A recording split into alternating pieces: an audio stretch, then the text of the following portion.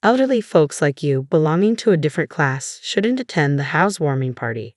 Henrietta, our daughter-in-law, declared loudly with a condescending look. Her audacity left us astounded and speechless. I had tolerated Henrietta's remarks for Warren's sake, but her disrespectful attitude finally pushed me over the edge. My husband, Reagan, shared my sentiment. We exchanged glances, nodded in agreement, and confronted Henrietta. "Understood," she said, smiling smugly before returning to Warren. "I am Bridget, 73 years old, and Warren is our son with Reagan." Warren had always been reserved but came into his own in college. After graduating high school, he found a job and eventually brought home a quiet woman he was seriously dating. Despite her nervous demeanor, her sincerity in wanting to marry Warren won us over, and we happily consented to their marriage. 3 years into their marriage, during Christmas, Warren and his wife were coming home for the first time. I was excited, having let them spend their first Christmas alone. Henrietta, initially shy, gradually relaxed and seemed to get along with Reagan. As darkness fell, I prepared dinner, and Henrietta offered to help in the kitchen. As we stood there, an unfamiliar voice disrupted the moment. "It's cold. This house is too cold," said Henrietta, her voice unexpectedly low and harsh. I turned to her in disbelief as she rubbed her hands together, wearing a discontented expression I had never seen before. Her eyes met mine, filled with undisguised displeasure. "I hate old houses like this. I really didn't want to come," she continued, her tone unhappy. Stunned and speechless at her sudden change, I struggled to comprehend her words. Just moments ago, we had been chatting cheerfully, and now she was venting her bad mood without restraint. "You look like you've seen a ghost," she sneered, her tone sharp. "It was all just an act to get married, you know. Now that we're married, I'm tired of it. Anyway, hurry up and get ready. I'm hungry." Henrietta, seemingly annoyed by my stunned silence, gestured dismissively towards the stove. I hurried to obey, shaken more deeply than I realized. I began bustling around, preparing for the visit. Henrietta, however, did nothing but dictate, not lifting a finger to help. She complained incessantly, criticizing my methods while making no effort herself. As preparations neared completion and only serving remained, Henrietta suddenly sprang into action. She charmed Reagan and Warren, blushing at their praise. It was then that I finally understood Henrietta's true nature. 10 years later, Warren and his wife were returning for a visit. Henrietta had revealed her true colors many times in my presence, always maintaining a different demeanor around Reagan and Warren. Despite my suspicions, I had remained silent, hoping it was all a misunderstanding. Yet each visit only confirmed my doubts. Upon hearing they were coming back, I felt a pang of dismay. I planned to avoid being alone with Henrietta as much as possible. When the doorbell rang, I sighed and opened the door to find Warren standing alone. Surprised by Henrietta's absence, I instinctively looked around for her. Warren, noticing my reaction, spoke with a hint of apology. "Sorry, Mom. Henrietta had some urgent work and will join us later," he explained. "It's okay to go ahead with the grave visit without her." Realizing Henrietta wouldn't be joining us until her work was finished, I felt a wave of relief. The thought of not having to witness Henrietta's behavior, even for a short while, lifted my spirits. I welcomed Warren into the house, and Reagan, noticing Henrietta's absence, asked about her. As I prepared tea, I found myself sighing deeply without realizing it. We decided to relax for the day and postpone the visit to the grave until the next day. When Warren informed Henrietta, she responded saying she couldn't finish her work in time but asked him to apologize on her behalf.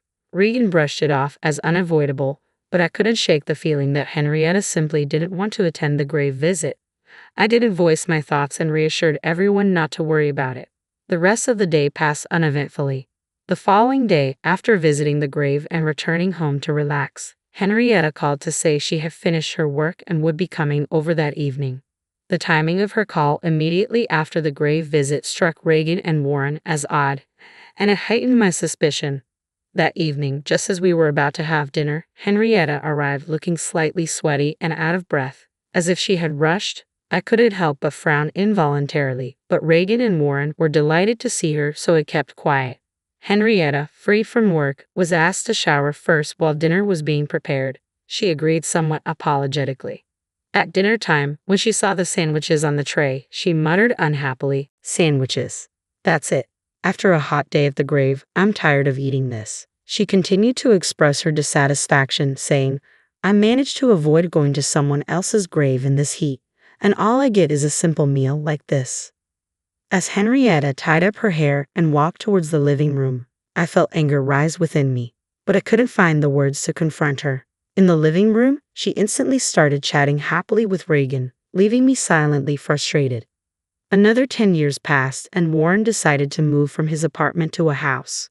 After discussing it with Henrietta, they decided to pay as much of the down payment themselves but asked us for a little help with the shortfall. Of course, we couldn't refuse Warren's requests, so we agreed and transferred the needed amount promptly. Soon after, Warren informed us that their new house was built, and they planned a housewarming party with both families. I hadn't seen Henrietta's parents since the wedding, so I was eager to meet them again despite everything that had transpired. When Warren invited me to attend their housewarming party next month, I readily agreed, much to his delight. He promptly shared the news with Henrietta, whom I presumed was on the other end of the phone. A few days later, Henrietta unexpectedly visited alone. I was surprised by her unannounced appearance and opened the door without realizing who it was. Who is it? I asked, looking up to see Henrietta with an unhappy expression. Taken aback, I hesitated before inviting her in. She quickly checked for keys at the entrance and pushed past me arrogantly, heading straight into the living room. She must have noticed that Reagan's keys were not there, indicating he was out for his daily walk and wouldn't be back for a while. Feeling somewhat trapped, I followed her into the living room. Henrietta stood there, waiting for me without sitting down. Before I could even close the door, she glared at me and spoke sharply. Bridget, about the housewarming party. It's a nuisance, so could you please not come? She demanded abruptly. What are you suddenly talking about? I responded, taken aback by Reagan's absence. Henrietta, crossing her arms, began speaking in a high-handed manner. You're planning to talk to my parents about me, aren't you? She accused, glaring at me with evident disgust. It was clear she didn't want her parents to know about her behavior. She must have deliberately chosen a time when Warren was at work and she had a day off, knowing Reagan's routine of taking walks. Henrietta was indeed cunning. I had no such intention, but now that you mention it, it might not be a bad idea, I replied calmly. Henrietta frowned in annoyance. It's no joke. I married Warren because he's good-looking and earns decently. I don't want to deal with annoying relatives, she explained bluntly, revealing her true reasons for marrying Warren. Her expression froze when she saw my astonished face. As I pondered Henrietta's strange behavior, the living room door opened behind me. I turned around to see Reagan, looking surprised as he observed Henrietta. Realizing her conversation with me had been overheard, Henrietta clicked her tongue but decided to brazen it out. Anyway, elderly folks like you, being of a different class, shouldn't come to the housewarming party, she declared with audacity that left us astounded and at a loss for words. I had finally reached my limit with Henrietta, who dared to say such things even in Warren's absence. I had kept silent for Warren's sake until now, but I could no longer overlook her behavior. My husband Reagan seemed to share my sentiment. We exchanged glances, nodded in agreement, and calmly told Henrietta that we understood. Satisfied, she smiled and went back to Warren. Left behind, we felt suddenly weary and sat down on the sofa. On the day of the housewarming party, we decided not to go to Warren and his wife's home. We hadn't told Warren anything about the incident with Henrietta. Naturally, he must have expected us to arrive. Sipping coffee with Reagan at a cafe, I pondered this situation. Suddenly, Reagan's phone rang. He got up, answered the call, and stepped out of the cafe. I quickly paid the bill and followed him to the car. Reagan switched his phone to speaker mode so I could hear Warren's voice too. Dad, something strange is happening. All my relatives have suddenly made other plans and you and Mom haven't arrived yet. Even Henrietta's relatives are canceling one after another. What's going on? Feeling guilty about Warren's anxious tone but deciding to play dumb, we exchanged glances. Who knows what Henrietta's saying? Reagan asked casually, his acting so natural that it surprised me. Noticing my reaction, Reagan winked and gestured to keep it a secret. Suppressing a laugh, I covered my mouth. Henrietta seems confused too. Oh, another call's coming in. I'll call back later. Be safe coming over, I said, trying to sound casual. Warren still seemed to expect our visit, which made me feel guilty, but I convinced myself it was necessary to make a point to Henrietta. Then my phone rang. It was a relative who was supposed to attend today's party. Feeling apologetic but engaged in conversation, I chatted for a while. Meanwhile, Reagan's phone rang again. This time it was Warren. Regan switched to speaker mode and answered. Dad, I just spoke to Henrietta's mom. What's going on? If you can still come, please do right away. Warren's voice sounded strained, almost on the verge of tears, which tightened my chest. Regan glanced at me with concern. After a nod from me, he reassured Warren. We understand. We'll be right there. Calm down, Regan replied soothingly. Warren sounded relieved and hung up. We were at a cafe near Warren's new home, so we drove there immediately.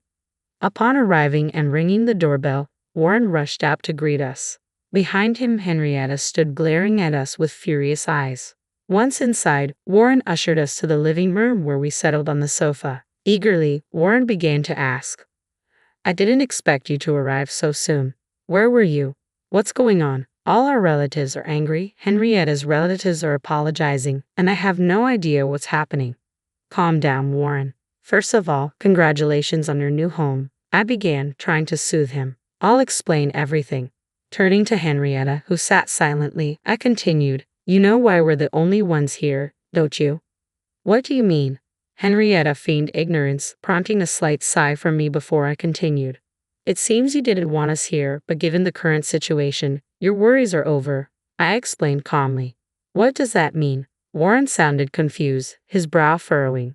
I smiled slightly and continued. Both your relatives and ours know everything now. Unfortunately, your plans have failed. You've already been reprimanded by your relatives, haven't you? A low growl unmistakably from Henrietta interrupted.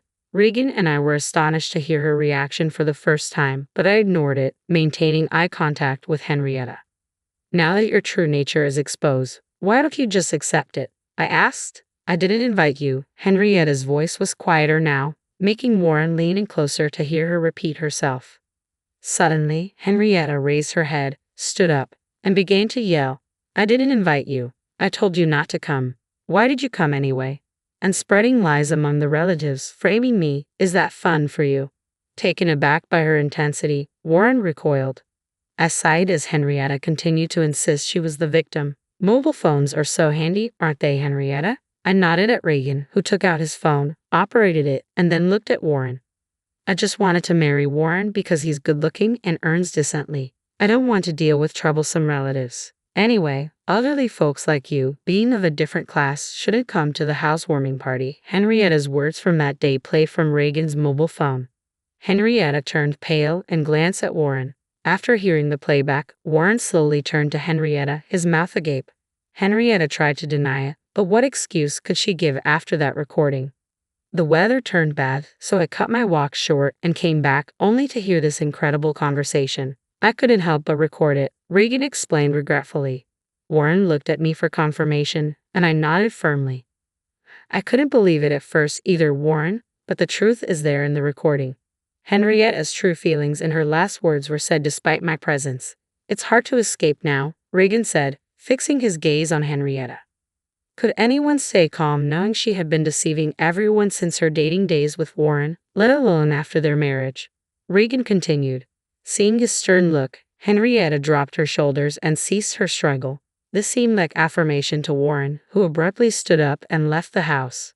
It happened so suddenly that we couldn't stop him. Although Regan hurried after him, Warren soon returned. Apparently, Warren had driven off somewhere, leaving his mobile phone behind, making it impossible for us to call him. Henrietta was left behind, surrounded by us, trembling and pale, huddled up helplessly. Eventually, Warren returned, holding something in his hand, which he slammed in front of Henrietta. Send the divorce papers and leave, he said quietly. Henrietta looked up at Warren, her mouth agape, but Warren repeated himself. He took a pen from the holder on the table and began to fill in his part.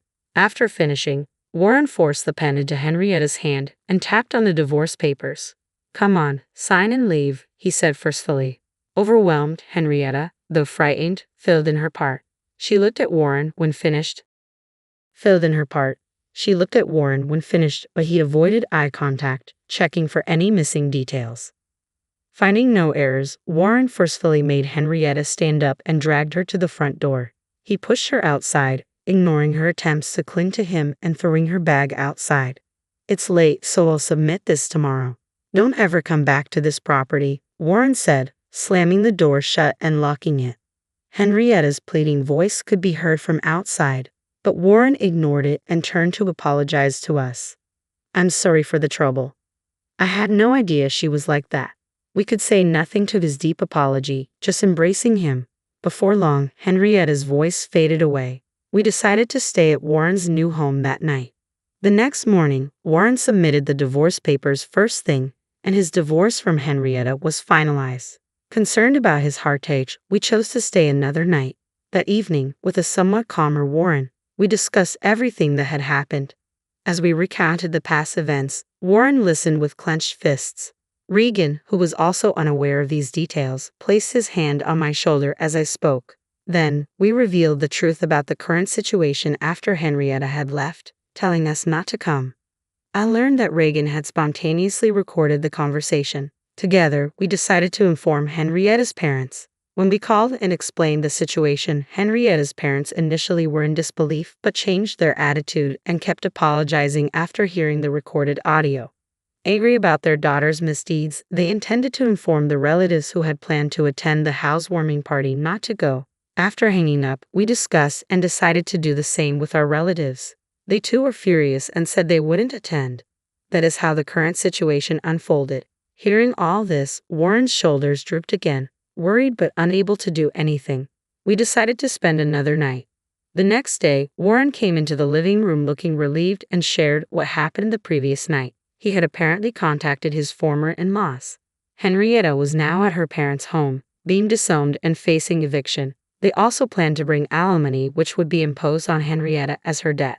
While Warren felt this was not enough, he seemed more settled than expected. After returning home, we immediately started packing up our old house. Now dated, it was set to be handed over as the house was being remodeled for us to live in together. Since Warren was at work during the day, the renovations were scheduled to take place then. Though costly to modify a newly built home with some financial gain from the recent events and our help, the decision was made. While waiting for the house's remodeling, we were happily clearing out our old home.